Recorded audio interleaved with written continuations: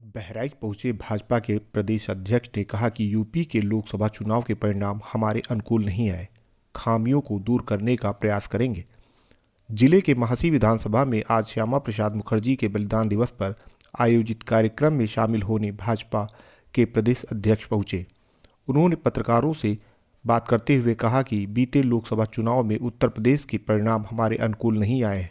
ऐसा क्यों हुआ, इसकी हम लोग लगातार समीक्षा कर रहे हैं। कहाँ कमियां रह गईं, इस पर भी मंथन चल रहा है। भाजपा प्रदेश अध्यक्ष ने महंत राजू दास की सुरक्षा हटाए जाने पर सपा प्रमुख की ओर से की गई टिप्पणी पर बोलते हुए कहा कि ये वही लोग हैं जो सनातन धर्म पर, साधु संतों पर हमेशा आपत्तिजनक बयान करते रहे। भूपेंद्र चौधरी ने कहा कि हम लोग अपने कार्यकर्ताओं के साथ बैठक कर लगातार उत्तर प्रदेश के चुनाव परिणामों को लेकर समीक्षा कर रहे हैं। हमें लगता है कि हम लोग सरकार की ओर से चलाई जा रही जन कल्याणकारी योजनाओं के बारे में लोगों को बेहतरीन तरीके से समझा नहीं पाए। इस मौके पर महासी से भाजपा विधायक सुरेश्वर सिंह, ब्लॉक प्रमुख रमाशंकर पांडे, अखंड प्रताप सिंह समेत हजारों कार्यकर्ता मौजूद रहे। बहराइच से अभिषेक शर्मा की रिपोर्ट। चलो दोनों ही हम लगवा दिए हैं।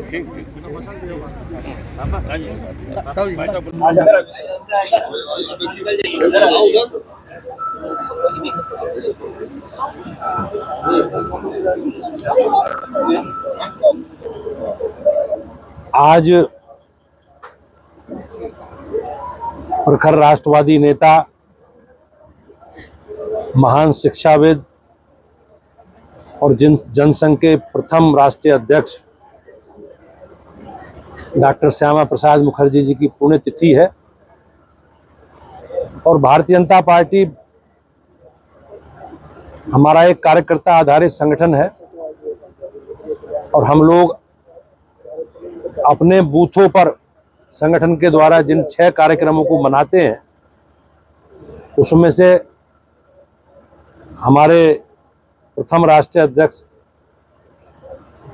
डॉक्टर श्यामा प्रसाद मुखर्जी जी की पुण्यतिथि उनके बलिदान दिवस के रूप में हम लोग मनाते हैं। भारतीय जनता पार्टी 2024 लोकसभा चुनाव में इस देश की महान जनता ने भारतीय जनता पार्टी ने एनडीए को मोदी जी के नेतृत्व में तीसरी बार पूर्ण बहुमत की सरकार बनाकर मोदी जी को काम करने का अवसर दिया है, नेतृत्व दिया है। मैं देश की महान जनता का अभिनंदन करता हूं। इस बार उत्तर प्रदेश में राजनीतिक परिणाम जैसी हमारी अपेक्षा थी, हमारी पार्टी जो सोचती थी वैसे परिणाम नहीं रहे हैं और एक संगठन के हम सब लोगों ने, पार्टी के सब लोगों ने विचार विमर्श करके उन सारे पहलुओं की, उन सारे कारणों की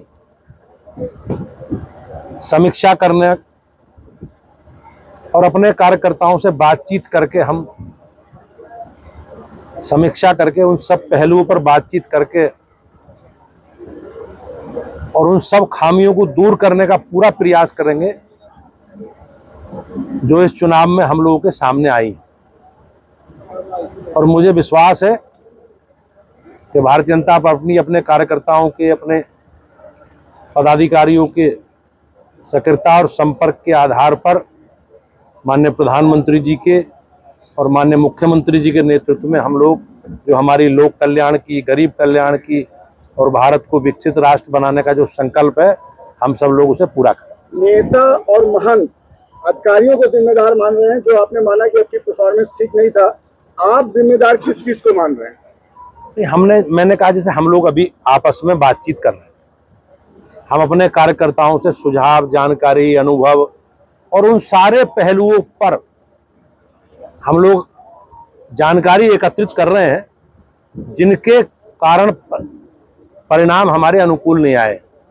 और हम लोग एक कार्यकर्ता आधारित संगठन है, बातचीत करके अपने नेतृत्व के सामने सारी सूचनाएं भेजेंगे और निश्चित रूप से मुझे विश्वास है कि हम लोग मिलकर मोदी जी और योगी जी के नेतृत्व में जो जन कल्याणकारी नीति है, गरीब कल्याण की नीति है, हमारा जो एजेंडा है, उस एजेंडे को पूरा करें। महंत राजू दास की सुरक्षा हटाने पर अखिलेश यादव ने कहा है कि हार का बदला साधु संतों से न लिया जाए।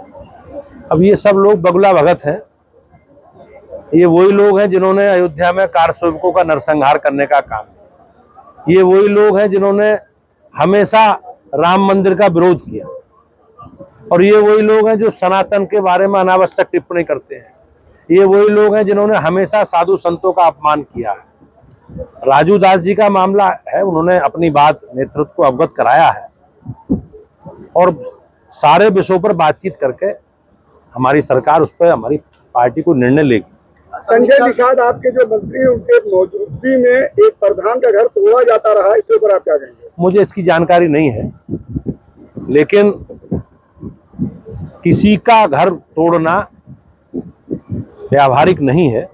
लेकिन अगर मुझे उसकी जानकारी नहीं है कि वो किस नियमों में बना था, कहीं उसका निर्माण अवैध तो नहीं था, तो वो सारी जानकारी आपको परीक्षण करने के बाद ही कुछ उपलब्ध करा पाएंगे। यूपी में सीटें कम हुई बीजेपी की, तो क्या समीक्षा के बाद कोई नैतिकता के आधार पर इसकी जिम्मेदारी लेगा? नहीं, निश्चित रूप से हमारी सबकी जिम्मेवारी है, हमारी सामूहिक जिम्मेवारी है, और जो परिणाम आए हैं वो हमारी अपेक्षा के अनुसार नहीं आए।